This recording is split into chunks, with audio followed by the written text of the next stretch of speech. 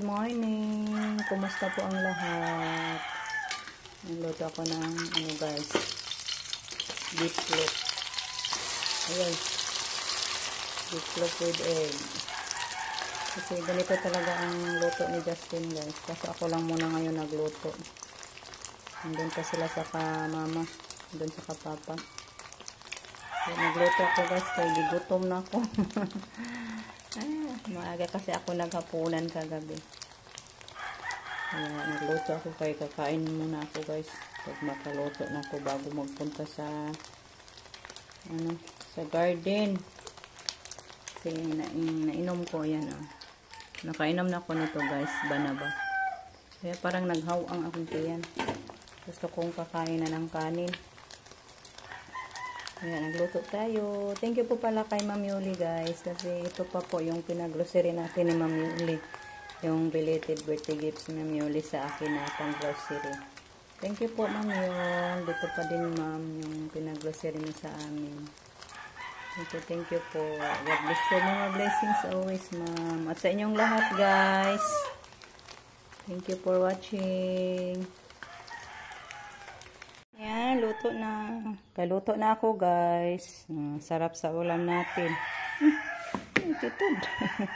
Soom. Maaga kasi yung mga soom, guys. Yung itim na, migas. Thank you, Lord. Sa grasya. Timo sa ta, guys. Kaya punta pa ako sa garden. Magpausok doon. Kain muna tayo. Konti. Para may laman yung tiyan natin, guys. Hi guys, kain tayo. Yan yung inumin ko guys, banaba. Timo sa ta guys, tirang kanin, hindi pa naluto yung sinain ko. Kain ta guys, bahalag konti lang, basta masid lang yung tiyan ko ng kanin. Iba talaga guys, pag yung tiyan ko maghawang. Parang mahilo ako guys, nagutumin ako.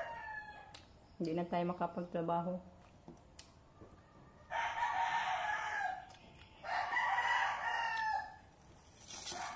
Ito po yung banaba ang parang kape ko guys. Parang lang.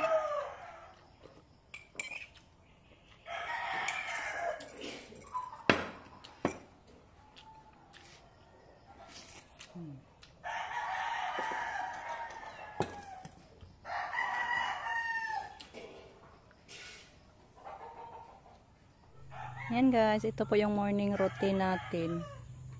Pausok sa ating ampalayahan. Hindi na tayo spray pa guys. Pausok na lang. Ito na lang yung sekreto natin. Pampatay sa mga mga pisti-pisti. Pausok-usok na lang tayo morning at hapon.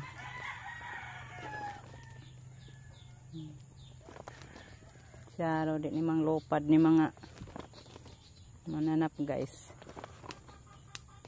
I'm sure lilipad yun, matakot yan sa usok.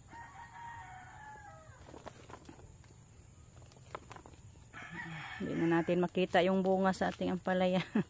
Napuno na sa usok. Pero hindi yan mainit guys, usok lang.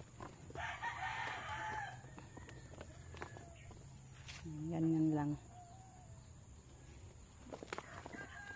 Para aso.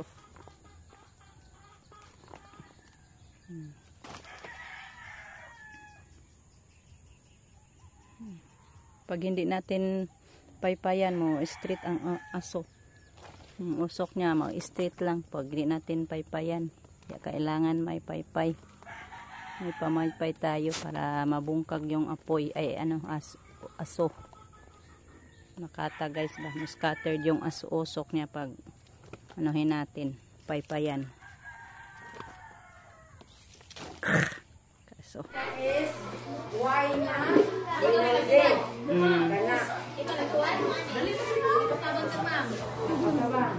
Ayay. Sige na. Sige na daw. Mama, ay lang, wapag ikabakuhan ko gawas ko ron. Unya, talagyan ng mga kaon. Yok. Ang ito na yellow.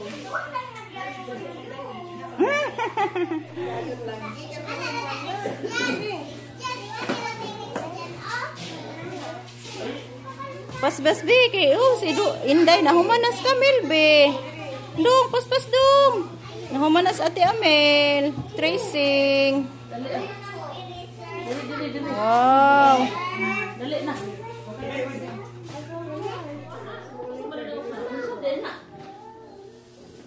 Guys, kadarating lang namin sa school. Tinanggal na yung laso sa buhok niya. Perfect be? Perfect siya guys. Ang bilis lang nagsulat. Ah, bright. Kung hindi pa palagi mag-absent ng bata, siya first guys. Kasi parang nakalib siya guys noong nagano yung mama niya.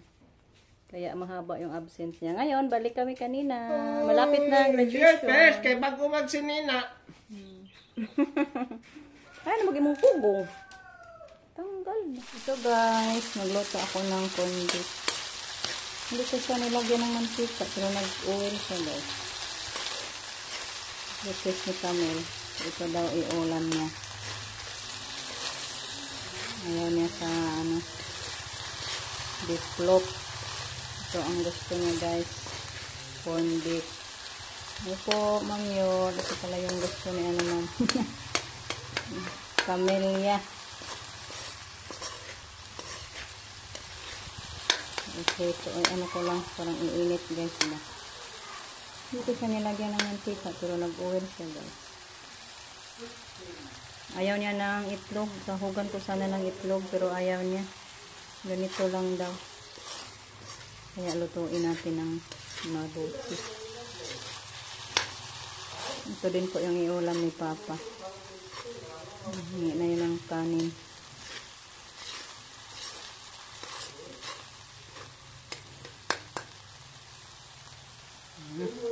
Sao na. Pas-pas kay matag kay mito niya. Bali man na. Sign of the cross. Sign of the cross man. Murag pizza. Kain na guys. Kaon na mong bata. Malaganan na kag corn beef. Pare ko. Finish na siya. Pinakain si Lolo. Ikaw, Dan. Wow. Very good. Yummy. Your rice. Marami na yung nakain ni Camille, guys. You're full? Or not? I'm full. I'm full. Thanks, God. Ayan, magulay daw si Rico ng ginataan. Nakakuha siya ng niyog. Gulay tayo guys. Okra natin dyan. Walang linis. Hindi nagunahan. Wagnot kasi guys. Gapo, nakakuha po sa mama diha. Ay, sili din dag ko ga, oh. Naga, nas ubos. Na, kuha na lang na.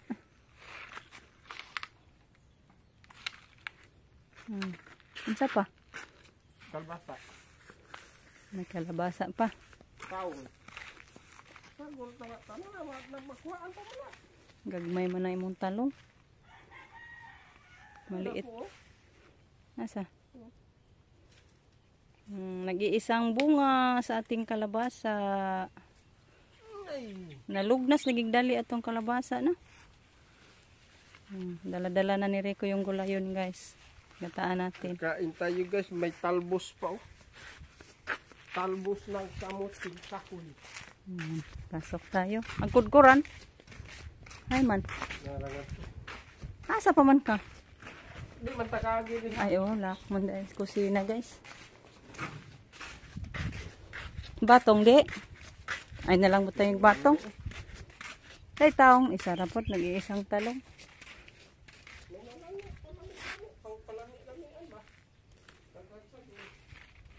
Dire. Mampod. Wala na may bunga na. Wala nang bunga yung talong natin. Hindi. Tingnan natin. Ay, mayroon.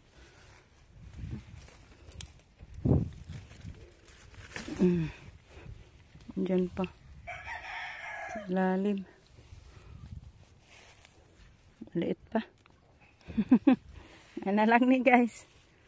Pangpasarap sa gulay na ginataan. Wala ng bunga. Lugnas na gini guys. Kunin na lang siguro na to. Mag-utan me. Ito na, naisalang ko na yung ating kalabasa. Ayan. Dami sa kalabasa natin guys. Pero nagtira ako ng konti pang sahog natin bukas sa ating lauoy. Ang si Rico kagod ng niyog. Ano po yung ating guys, igata. O sara ka buok? Isa lang daw guys yung sahog natin. Igata. Ito pa yung mga sahog guys sa ating. Ay ilunod na lang nigang no? Okra? Okra taong ukuan, sili. Sama ko na lang to guys. Yung talbos lang ang ipahuli natin. Pasok natin din. Ilunod na lang nato.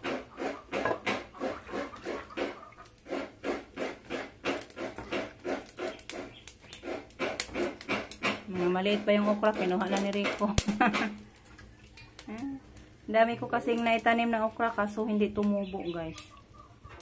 Ano ako ni Mama Modeng, nagtawag ako na manghingi ako ng buto doon sa kapatid niya guys. Bukas puhon-puhon dumating na si Mama mula Cebu. Luto na yung ating kalabasa guys. Isahog ko na, ilagay ko na yung natin, talbos ng kamuti. Then, lagyan ko na sa ating gata. Tapos ko na siya nasala yung ating gata guys. Tapos ko na rin siya na asinan. So, takpan natin, pakuluin natin yung gata natin para maluto din yung ating talbos. Ito, luto na guys. Kumulo na. Wow, yummy yung ating gulay. Ginataang gulay. So, hauno na nato guys. Ay, gata na. Kain muna tayo. Magsukad na ako guys.